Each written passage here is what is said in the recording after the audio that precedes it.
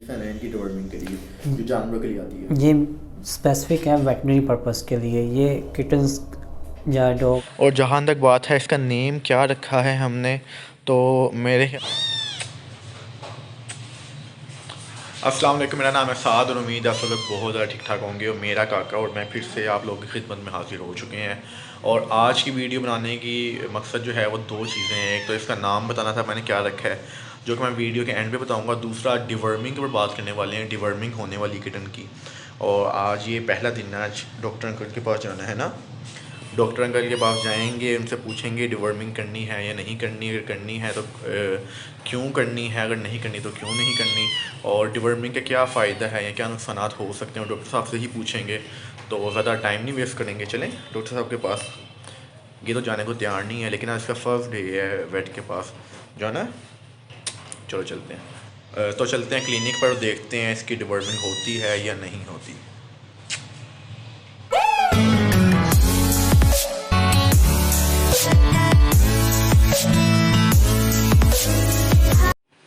एक चीज़ का हमेशा ख्याल रखें, जब भी आप क्लिनिक जाएं तो कोशिश करें कोई उसके साथ टॉवल या कोई कपड़ा ज़रूर लेके जाएं और उसके नीचे ज़रूर रखें। एक तो सर्दी से बचाने के लिए, दूसरा लाइक ये स्ट्रेचर है, हमारा क्लिनिक है, हम तो इसको दिन में कई दफ़ा साफ़ करते हैं। और जब कोई कैट आती है उससे पहले भी साफ़ करते हैं, लेकिन अक्सर जगहों पे नहीं साफ़ किया जाता। तो कोशिश करें उसके नीचे कपड़ा रखें ताकि कोई और जो बीमारियाँ हैं वो आपके किटन या कैट को ना लग जाएँ, है ना। तो डॉक्टर साहब आ चुके हैं। अब डॉक्टर साहब से मैं इस तरह की कन्वर्सेशन करूंगा जैसे लाइक मुझे इतना नहीं आइडिया चीज़ों के बारे में, और कोई भी एक जब नॉर्मल क्लाइंट जाता है तो उसका क्या क्या क्वेश्चन उससे पूछने चाहिए डॉक्टर से, और क्या चीज़ें आती हैं डिवर्मिंग के अंदर, क्यों ज़रूरी होती हैं।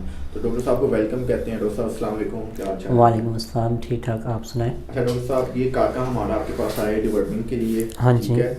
तो सबसे पहला जो मेरा डॉक्टर साहब से क्वेश्चन है, डॉक्टर साहब डिवर्मिंग क्या होती है और इसके क्या फ़ायदे हैं?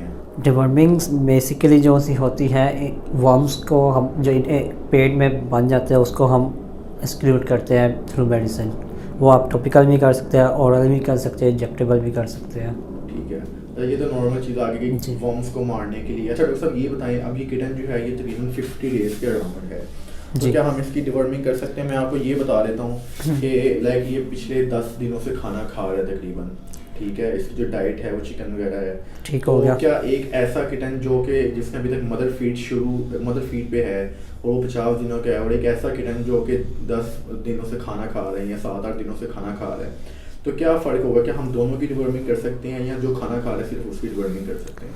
बेसिकली ये डिपेंड करता है कि अगर तो मदर इन्फेक्टेड थी तो ये मिल्क के थ्रू भी जो होते हैं इनके लार्वी ट्रांसफ़र हो जाते हैं।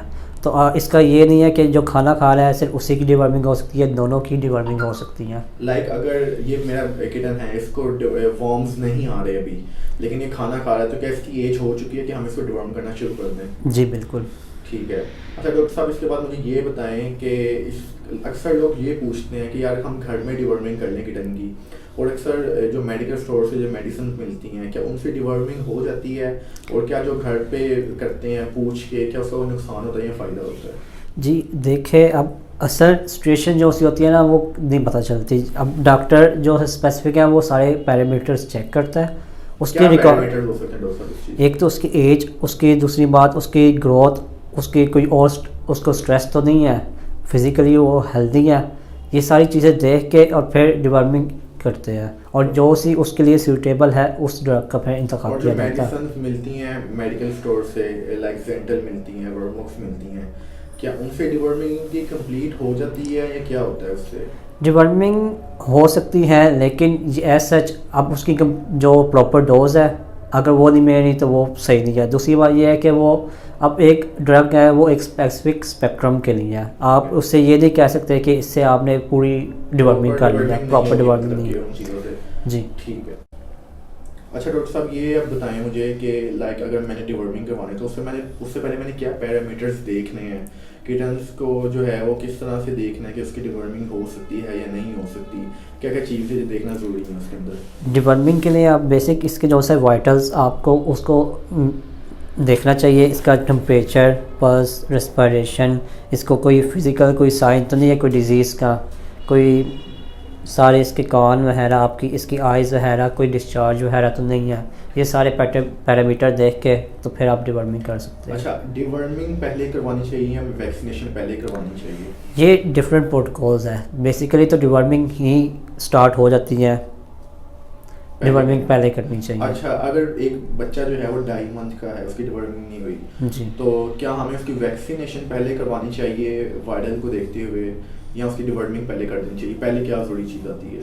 पहले उस टाइम पे आप देखें तो उसकी वैक्सीनेशन बहुत ज़रूरी है। ठीक है, ठीक हो गया, क्योंकि डिवर्मिंग ऐसा अगर वर्म्स नहीं आ रहे तो आप पहले वैक्सीन की तरफ जाएं, ठीक है। तो उसके बाद आप डिवर्मिंग उसकी तरफ करवा लें कुछ दिन के गैप लाइक से। ये 50 डेज़ का है, क्या इसकी वैक्सीनेशन हो सकती है?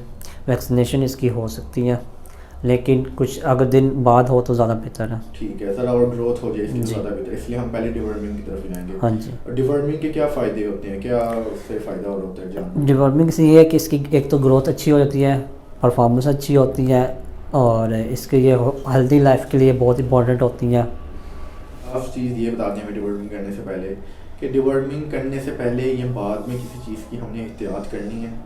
जी बिल्कुल, कुछ स्पेसिफिक ड्रग्स ऐसे हैं जिसमें आपका जो सा है किटन को एम्प्टी स्टमक होना ज़रूरी है। ठीक है, तो उसके कितनी लिए देर पहले तक खाना उसको खिलाना है आपने? तकरीबन 4 आवर्स का गैप आपका होना चाहिए। आप उसके बाद आप उसकी डिवर्मिंग करें, और उसके बाद फिर आप थोड़ा स्टे टाइम दें स्टमक को, और उसके बाद फिर आप जो खाना देना चाहते हैं वो दे दें। और डिवर्मिंग के बाद भी वेट करना है या फिर दे सकते हैं? जी जी बिल्कुल, डिवर्मिंग के बाद भी कुछ स्पेसिफिक ड्रग हैं जिनका वेट करना पड़ता है। ठीक है। अच्छा डॉक्टर साहब, ये जो आप मेडिसिन पिलाने लगे हैं, क्या ये कोई मेडिकल स्टोर से मिलने वाली मेडिसिन है या कुछ स्पेसिफिक मेडिसिन है इनकी डिवर्मिंग के लिए जो जानवरों के लिए आती है? ये स्पेसिफिक है वेटनरी पर्पस के लिए, ये किटन्स या डॉग्स वगैरह इनके लिए स्पेसिफिक है। ठीक है, तो थोड़ा सा तरीका भी बता दें मेडिसिन पिलाने का। ऐसे आपने माउथ ओपन करना है और साइड से थोड़ा थोड़ा करके जुबान के ऊपर? ज़ुबान के ऊपर ठीक है, थोड़ा थोड़ा करके डालना है। थोड़ा थोड़ा करके।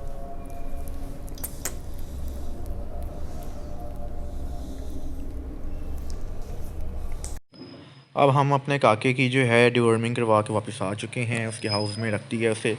और जहाँ तक बात है इसका नेम क्या रखा है हमने, तो मेरे ख्याल से मुझे कोई 1000 से ज़्यादा नेम्स की सजेशन मिली थी, लेकिन मैंने जो इसका नेम रखा है फ़िलहाल के जो कंफर्म नेम रखा है वो है डूडू।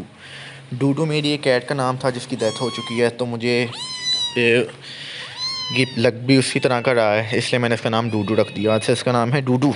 डूडू डूडू का हम कहेंगे अल्लाह हाफिज़।